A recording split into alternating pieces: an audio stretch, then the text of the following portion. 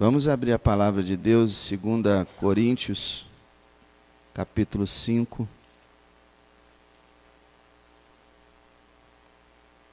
Verso 14 e 15.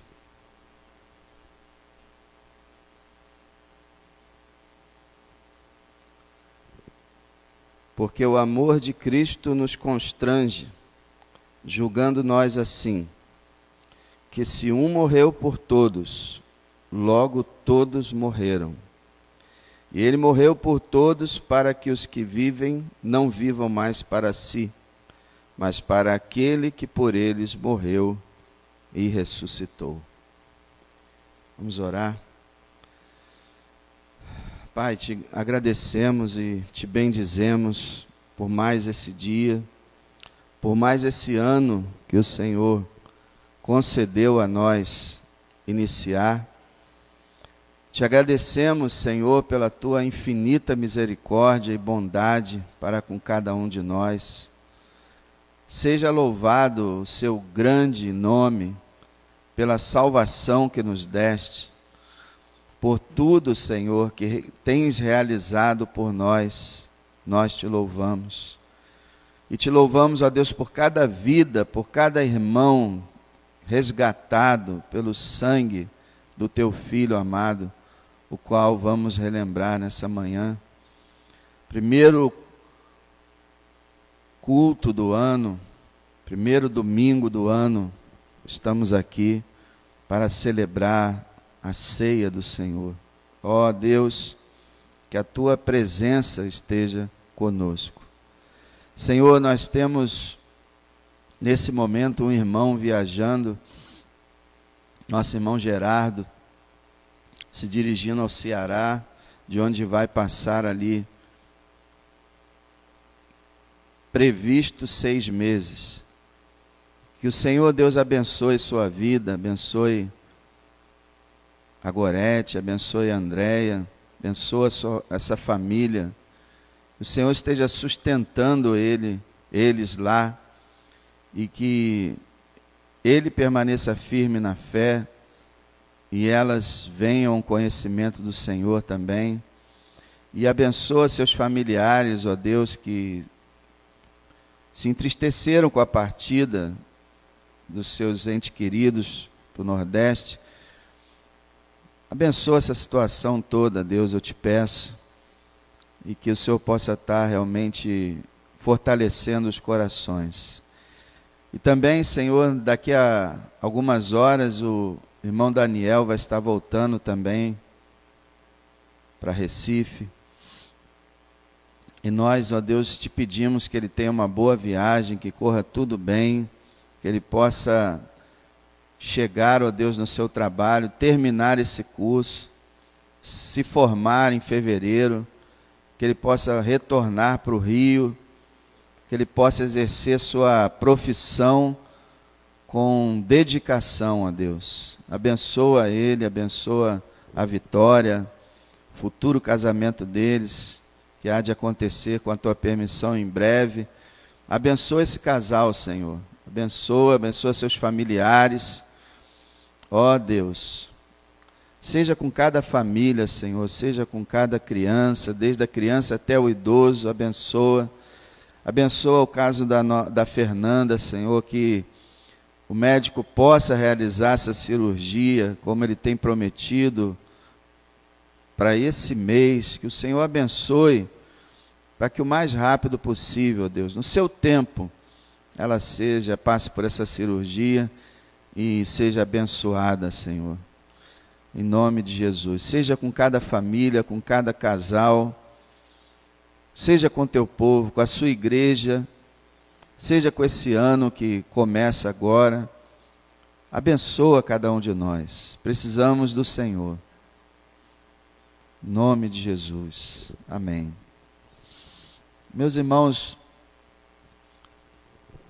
a gente sabe, como a gente sempre fala, que 2021, 2022, uma mudança de calendário pode não significar nada, na maior parte das vezes não significa nada, mas essa mudança de ano, ela tem sempre esse efeito no ser humano dele parar para refletir o que foi o ano passado e o que ele vai fazer esse ano, e ter os seus projetos, os seus sonhos.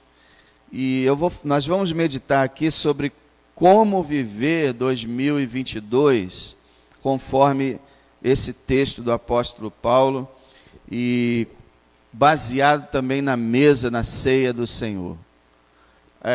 Nós sabemos que nós temos muitas diferenças de um para os outros, tanto em aparência, quanto em personalidade, em atividades.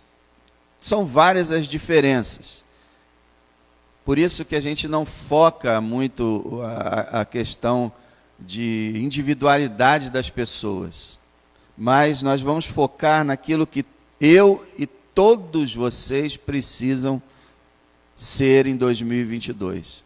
Como nós precisamos viver em 2022, independente do que nos aconteça. Independente das circunstâncias. Nisso todos nós estamos em comum. Primeiro, nós devemos viver em 2022 impulsionados pelo amor de Cristo. Olha o que Paulo diz no verso 14: porque o amor de Cristo nos constrange. Essa palavra constrangimento, ela tem uma conotação diferente da ideia que Paulo está dando aqui. Constrangimento, constranger, da ideia de envergonhar alguém, né? Não é essa a ideia de Paulo. Paulo não está falando o amor de Cristo me envergonha, de forma alguma. A ideia dessa palavra é a seguinte: esse constranger aqui significa impulsionar, motivar, levar a avançar, capturar, pegar, pressionar. Então o que Paulo está dizendo é o seguinte: o amor de Cristo impulsionava ele a ser o que ele era. E também há um erro às vezes nesse texto, que pessoas pensam, o amor de Cristo me constrange. A pessoa pensa que é o nosso amor por ele. E não é. É o amor dele por nós. Então Paulo está dizendo, olha, a minha vida eu vivo impulsionado, impelido, como que empurrado pelo amor que Jesus tem por mim. É isso que ele está dizendo. E vocês se lembram quando ele disse, não vivo mais eu, mas Cristo vive em mim, e a vida que agora vivo na carne, vivo na fé do Filho de Deus, o qual me amou e a si mesmo se entregou por mim. Então, irmãos, quando nós olhamos para a mesa do Senhor, para a ceia do Senhor, a primeira coisa que deve vir à nossa mente é o amor de Jesus por nós. E olha como ele repete 3 vezes, porque a Bíblia fala que Deus prova o seu amor para conosco, em que Cristo morreu por nós, sendo nós ainda pecadores. A morte de Jesus, que é simbolizada na ceia, é a maior prova de que ele nos ama. E olha que ele repete isso 3 vezes nesse texto. Olha só. Porque o amor de Cristo nos constrange, julgando nós assim, que se um morreu por todos, olha o verso 15, e ele morreu por todos, e no final do verso 15, aquele que por eles morreu. Então, uma das regras fundamentais de interpretação da Bíblia é a repetição. Na Bíblia não tem negrito, não tem caixa alta, não tem letras em vermelho, embora os homens colocaram, mas não tem. Então, como é que a Bíblia faz para destacar alguma coisa? Repete.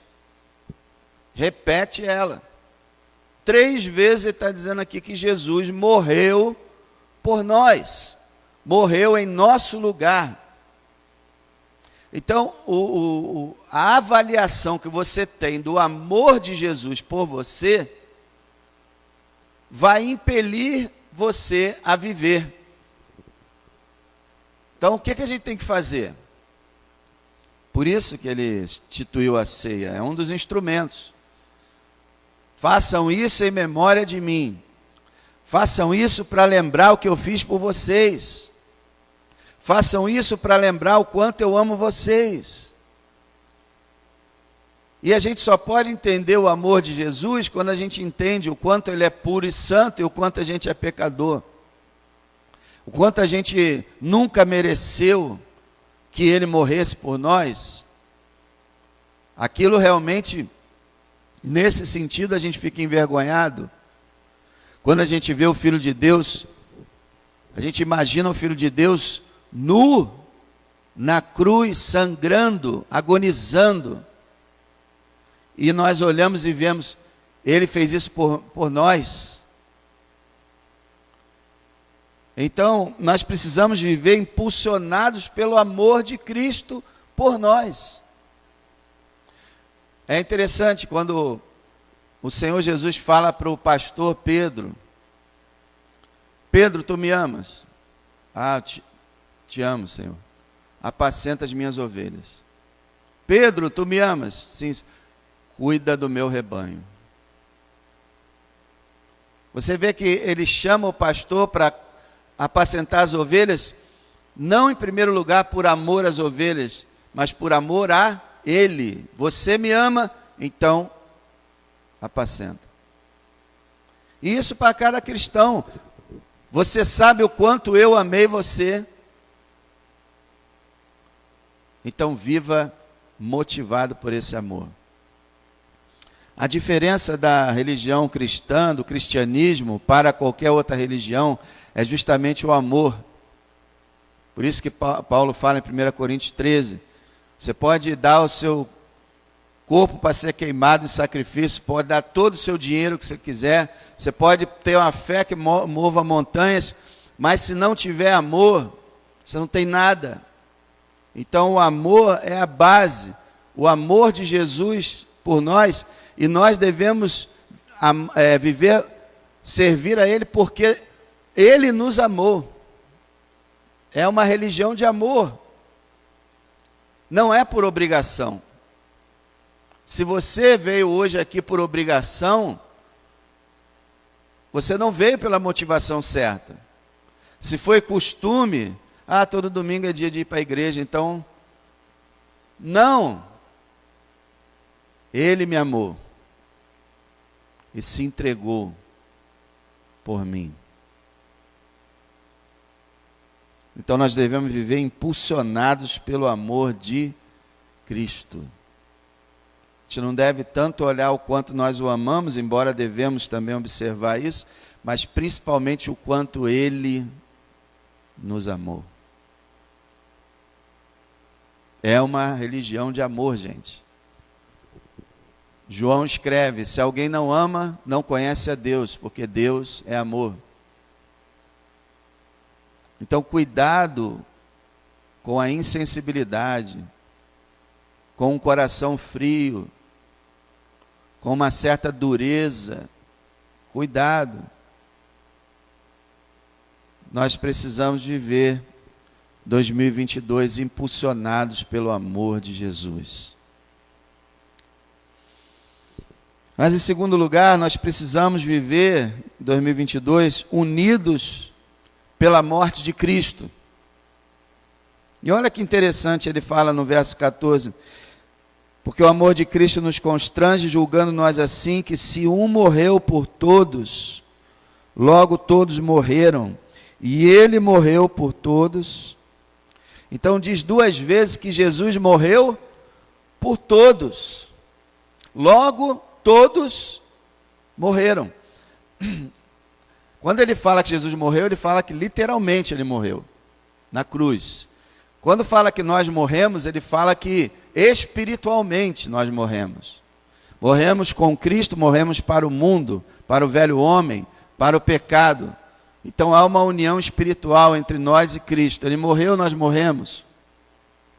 E ele fala assim, ele morreu por todos. E quem são esses todos aqui? Todos os seres humanos da terra. Não. Aqui não. A morte de Cristo, ela é oferecida a toda a terra e ela é suficiente para salvar qualquer habitante da terra. Mas aqui ele está falando do seu povo. porque ele diz que ele morreu por todos, e logo todos morreram. E quem é que morreu? Aquele que creu nele. O mundo não morreu para o pecado. Então ele está falando que ele morreu por todo o seu povo, por toda a sua igreja. Ele morreu por todos nós. Esse todos aqui nos une. Com um sacrifício, ele morreu por mim, por você, por todos nós.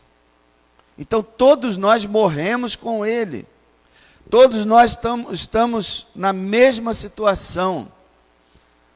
Todos fomos comprados pelo mesmo sangue.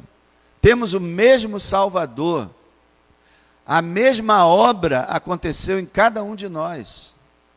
O novo nascimento operado pelo Espírito de Deus aconteceu em cada verdadeiro crente. Então nós estamos unidos pela morte de Cristo. E devemos viver assim, como um só povo. Como Paulo fala sobre a unidade, ela é tão importante.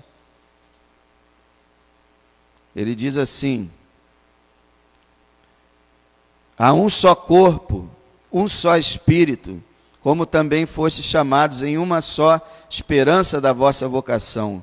Um só Senhor, uma só fé, um só batismo, um só Deus e Pai de todos, o qual é sobre todos, por todos e em todos. Há uma unidade. Nós somos um só nele, irmãos. E a gente precisa viver assim, unidos, sendo irmão um do outro, apoiando um ao outro, ajudando um ao outro, porque nós pertencemos uns aos outros. Nós somos o corpo de Cristo, Cristo é o cabeça. Nós somos o corpo, e o corpo, ele está interligado. Paulo fala que, você que se considera o pé, não pode dizer que não é do corpo de Cristo, porque é o pé. Não, você é o corpo de Cristo. E você, porque acha que é um olho, não pode dizer que não precisa de mais nada, porque você é o olho. Então você não precisa de outros membros. Não, todo o corpo está interligado pelas juntas e medulas e ossos e músculos e tudo. E a mesma corrente vital corre todo o corpo. Assim também, a morte de Cristo é a unidade de toda a igreja. Ninguém é melhor do que ninguém, ninguém é pior do que ninguém. Todos nós fomos comprados pelo sangue. Ele morreu por todos nós. E o Paulo fala em Romanos 14, que nós não devemos julgar uns aos outros, justamente porque Cristo morreu pelo irmão que você, às vezes, talvez esteja julgando. Não podemos. Nós somos todos um só. Entende isso? Ele morreu por todos. Ele não escolheu um, ele morreu por todos.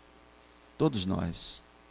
E devemos viver assim, unidos pela morte do nosso Salvador. Somos um só corpo, uma só igreja.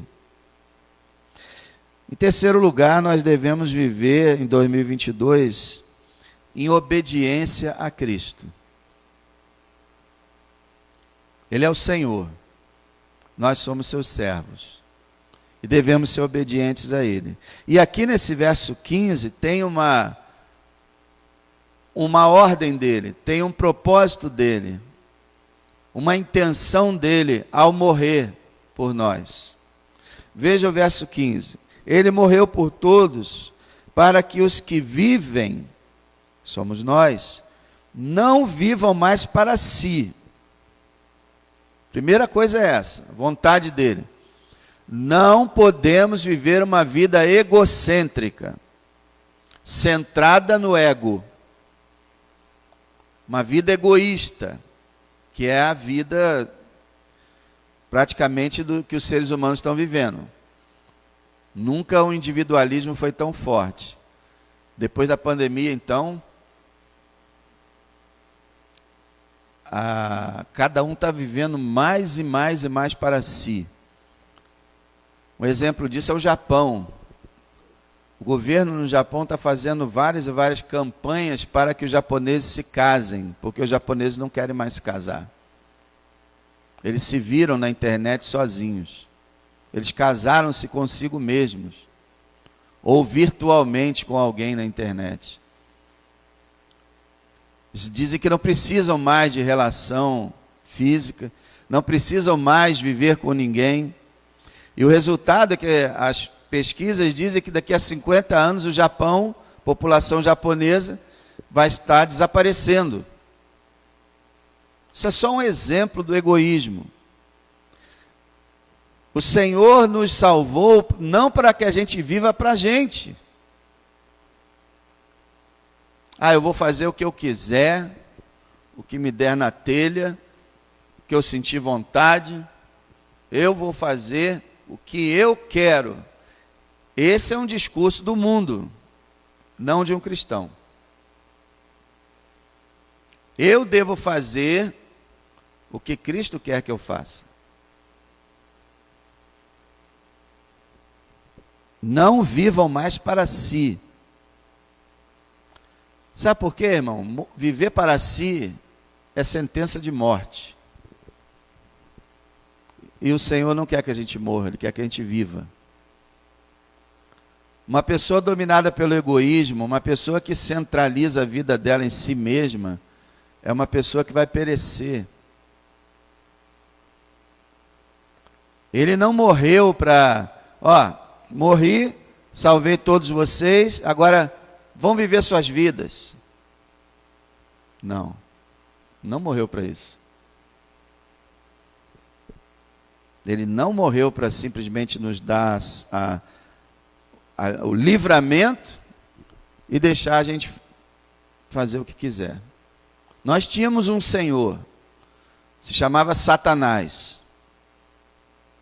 Esse queria que a gente vivesse para a gente mesmo, mas a gente não sabia que estava vendo para ele. Hoje nós temos um novo Senhor que se chama Jesus Cristo. E Ele não quer que a gente viva para a gente mesmo. Ele quer que a gente tenha uma vida verdadeira, uma vida significativa. E quem vive só para si, não tem uma vida abundante, não tem uma vida real. Então, irmão, vamos ver essa questão do egoísmo, porque o egoísmo é forte, irmão. É o egoísmo que causa o divórcio. É quando a pessoa diz, eu vou fazer o que eu quero. Mas não me interessa o meu cônjuge. Não me interessa a vontade dele. Eu quero viver. Por isso que as pessoas se separam. Porque ninguém quer mais viver a dois. As pessoas querem viver duas pessoas, uma vivendo para si e outra para si. Já reparou? Vocês observam isso em filmes, em séries, essas coisas que o mundo produz, que as pessoas são assim, eu vou ser engenheiro, você vai ser médica. Se der para eu ser engenheiro e para você ser médica, então tudo bem. Se não der, vai cada um para um lado. Não há mais aquela abnegação, aquela renúncia. Um exemplo. Pastor Martin Lloyd Jones, um dos maiores pregadores do século XX.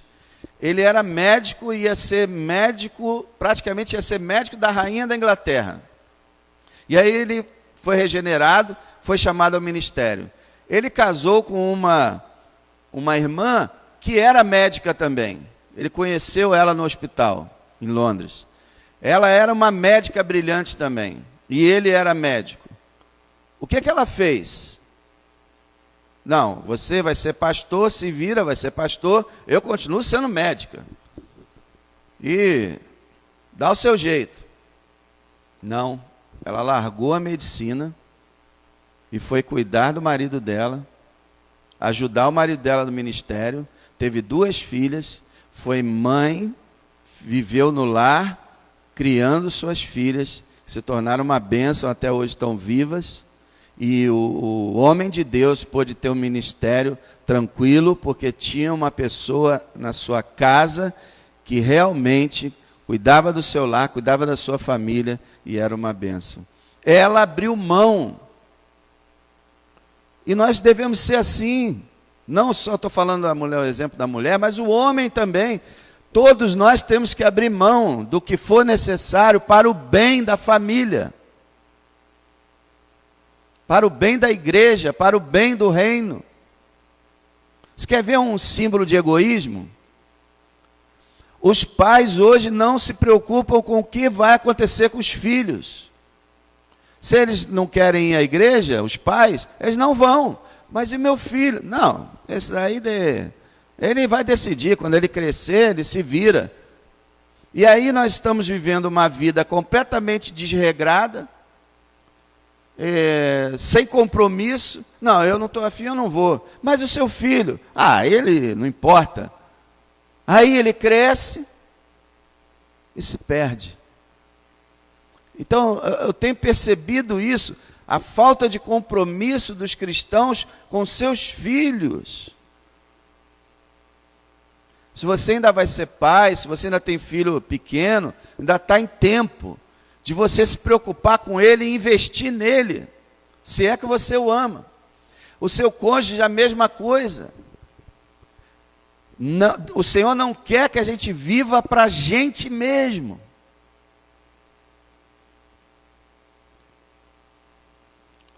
E Ele quer que a gente viva como? Olha só o final do versículo 15.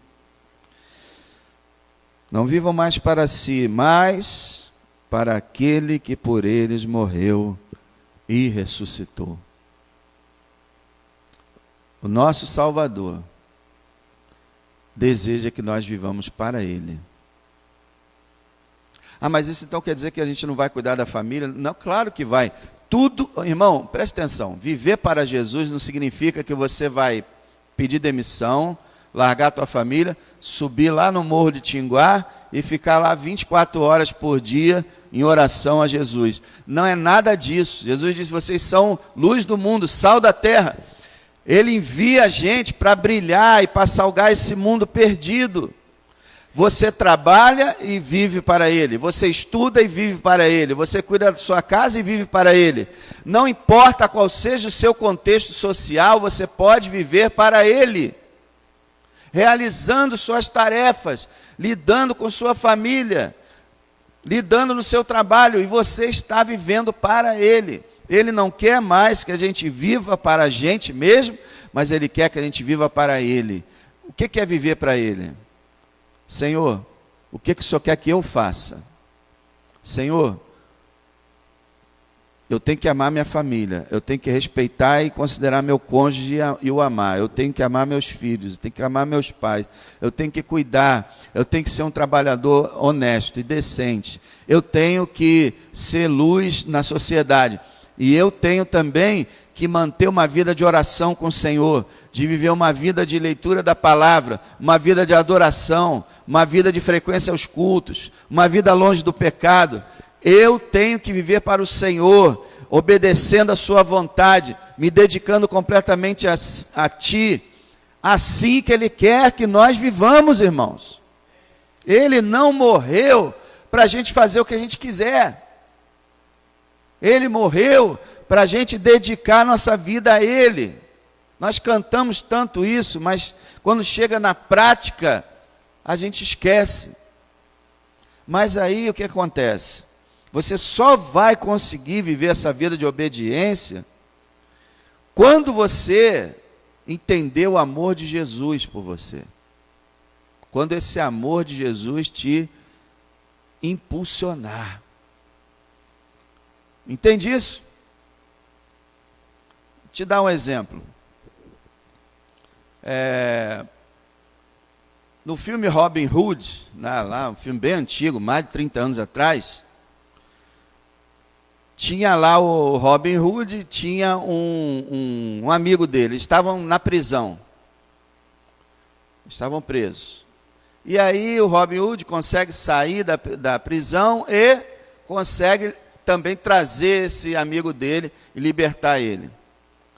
esse amigo dele disse o seguinte para ele: olha, lá na minha religião ensina o seguinte: se uma pessoa te faz um bem, se uma pessoa te salva e te liberta de uma maneira impressionante, nós nos dedicamos a essa pessoa. E aí esse homem, ele passa o resto da vida dele sendo assessor, sendo ajudante, sendo uma espécie até de escravo do Robin Hood, por causa do que o Robin Hood fez por ele. Multiplica por 1 milhão e é o que acontece com a gente. Nós estávamos nas trevas, íamos para o inferno, estávamos arruinados, e o nosso Salvador morre na cruz, que é o que a gente simboliza aqui. Morre na cruz por nós. E nos salva, nos resgata. O que a gente tem que fazer agora? Nos colocar de joelho e dizer: sim, Senhor, Tu és meu mestre, meu dono, minha vida. E como Paulo disse, para mim o viver é Cristo. A minha vida é Jesus. Ah, você trabalha? Trabalha, lógico. Isso não quer dizer que não trabalha. Você estuda? Estuda. Você toma conta do lar? Tomo. Você faz? Sim, mas a minha vida é Jesus. Ele é o foco. Ele é o meu alvo. Para Ele eu vivo. Porque Ele morreu por mim. É isso que às vezes a gente não tem consciência. A gente não avalia o amor que Ele teve por nós. A gente não avalia o que nós somos dEle. Nós somos servos dEle. E a gente não avalia que Ele nos salvou, não para a gente cuidar da nossa vida, mas Ele nos salvou para a gente dar a nossa vida para Ele. E que a gente possa fazer isso esse ano. Espero que a gente tenha feito no ano passado, que a nossa vida inteira seja essa. Senhor, eu sou fraco, sou frágil, sou pequeno, sou muitas vezes inútil, não tenho nada, mas o que eu tenho, Senhor, isso eu te dou. Toma a minha vida e usa. Que seja aquelas 2 pequenas moedas da viúva, tudo que nós temos, mesmo que seja pouquíssimos recursos, que seja para Ele. É isso que o Senhor quer de nós. E quando você tomar a ceia, você pense sobre isso, sobre o que ela significa. Vamos chamar os diáconos aqui à frente. Vamos cantar o hino 406 e partilhar do pão que simboliza o corpo de Cristo. Veja, irmãos, a terceira estrofe diz... Todas as estrofes falam de prazer, de alegria. A terceira fala: bem feliz eu sou em Cristo. Sempre dele quero ser. Quero agora muito submisso, sempre a Ele obedecer. Então a obediência ao Senhor não é aquela espécie de obediência forçada, mas é uma obediência voluntária daquele que quer responder o amor dele com seu amor. Alguém ficou sem receber o pão?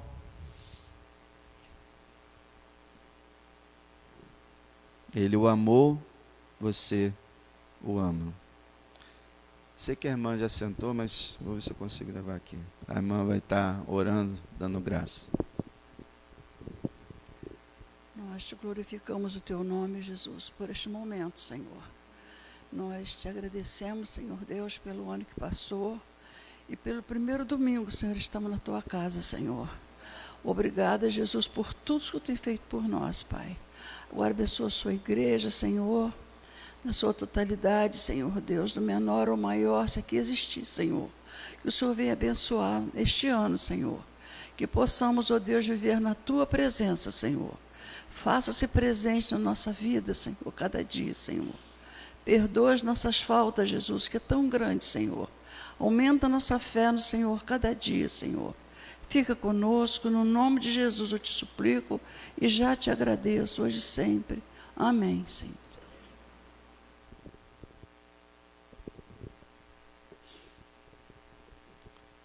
Os irmãos lembram quando a palavra diz que Jesus foi obediente até a morte, morte de cruz. Foi por causa da obediência dele que nós somos salvos. Então cabe a nós imitar a obediência dele. Já que a obediência dele nos salvou, que nós sejamos obedientes a ele. É isso que a palavra nos ensina. Na noite que o nosso Senhor foi traído, ele tomou o pão, partiu, deu aos discípulos e disse: tomem, comam, isto é o meu corpo, que é partido por vocês. Façam isso em memória de mim, em memória do nosso Salvador, irmãos, reconhecendo o que ele fez por nós, reconhecendo o amor que ele teve por nós em deixar que o seu corpo fosse moído ali naquela cruz, em honra, em adoração a ele. Comamos o pão.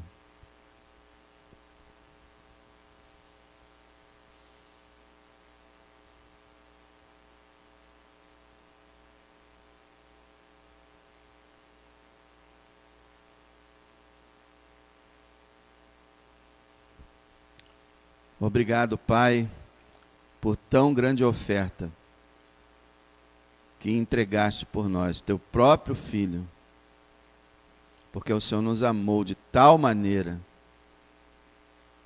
que entregaste Ele para morrer por nós. Bendito seja o Deus e Pai de nosso Senhor Jesus Cristo. Amém. Vamos partilhar do cálice,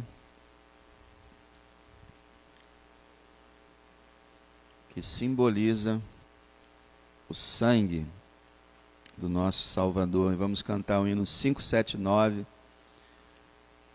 que nos fala para olharmos para Cristo. A Bíblia nos diz que nós devemos olhar para Cristo, autor, consumador da nossa fé. Cantemos. Olhando para Cristo, grande autor da salvação.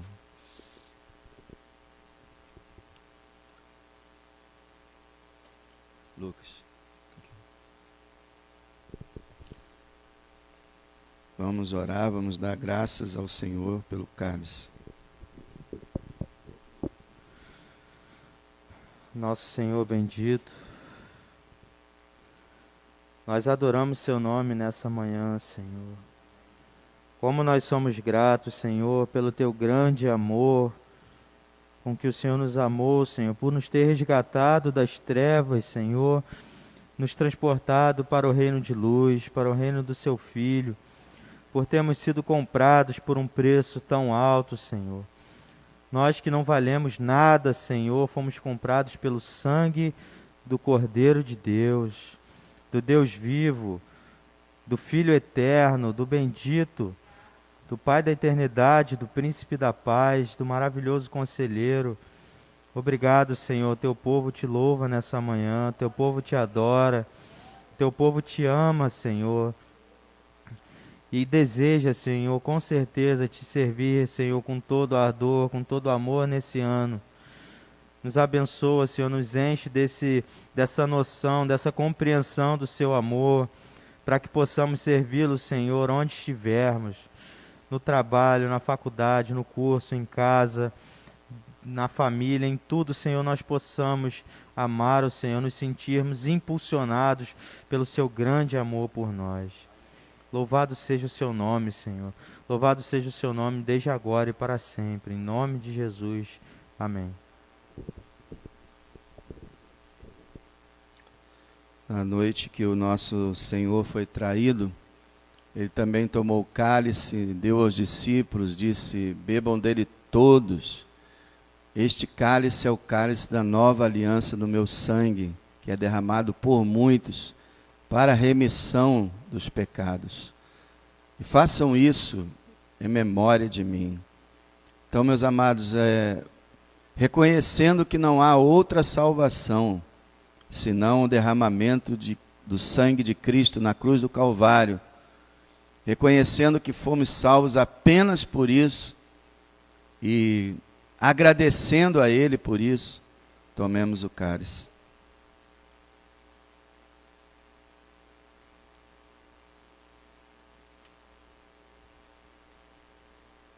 Obrigado, Filho de Deus,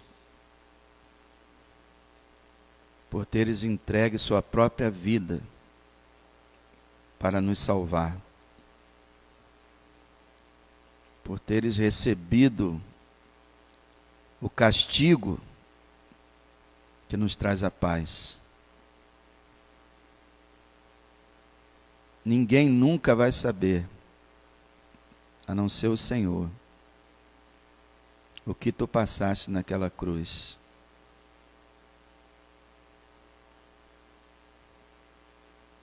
Que o teu amor, Senhor, por nós, nos impulsione, nos motive,